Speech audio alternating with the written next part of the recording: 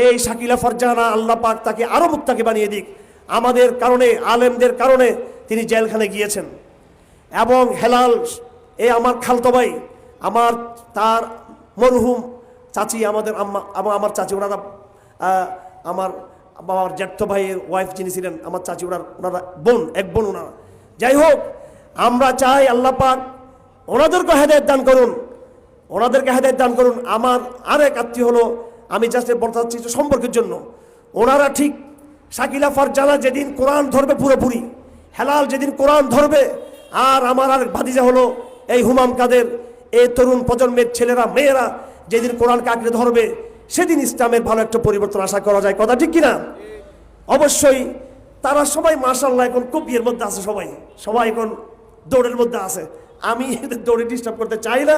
আমি চাই আমার এই ভাই বোনরা ভালো একটা কোনো একটা কিছু তাদের হোক, জানি না সেটা ওদের ব্যাপার। কেউ এমপি হবে, কেউ আরেকটা হবে, এদের ভবিষ্যৎ অনেক উজ্জ্বল। এখন ক্ষমতায় যারা যাব, গিয়ে আমরা কি করব, আমাদের এটা কোরআন শরীফে বলা আছে না নাই? আছে না নাই? আছে না নাই? আউযু বিল্লাহি মিনাশ শাইতানির রাজীম। আল্লাযীনা ইম্মাক্কান্নাহুম ফিল আরদি আকামুস সালাত ওয়া আতাউয যাকাত ওয়া আমারু বিল মারুফ ওয়া নাহাউ আনিল মুনকার।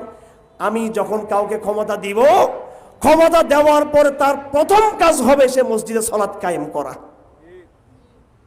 দেখছেন, মসজিদে সালাত কায়েম করা রাজনীতির প্রথম কাজ। রাজনীতির কি প্রথম কাজ? এবার আসেন, কেন সালাতের মধ্যে এই বিষয়টা রাজনীতির সাথে সম্পর্ক কি? আমাদের এখন ছেলেরা যারা আন্দোলন করছে, আমি নাম দিছি আবাবিল পাখি, এই ছেলেরা আওয়াজ তুলছে বৈষম্য মুক্ত বাংলাদেশ, বৈষম্যহীন বাংলাদেশ, এটা এখনকার স্লোগান। আর হাসিনার আমলে স্লোগান ছিল উন্নয়নের বাংলাদেশ, তার আগে ছিল ডিজিটাল বাংলাদেশ। তো এখন উন্নয়নের বাংলাদেশ থেকে বৈষম্যহীন বাংলাদেশ। উন্নয়ন, বৈষম্যহীনতা, এই শব্দগুলো মনে রাখবেন, ভালো করে মনে রাখবেন। এই শব্দগুলো খুব দামি শব্দ, খুব ভালো শব্দ।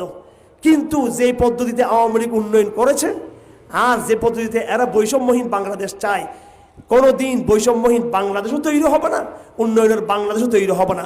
উন্নয়নের বাংলাদেশ তৈরি করতে হলে ইসলামের 2 নম্বর বিধান জাকাতকে কায়েম করতে হবে। বৈষম্যহীন বাংলাদেশ কায়েম করতে হলে জাকাতের বিধান কায়েম করতে হবে।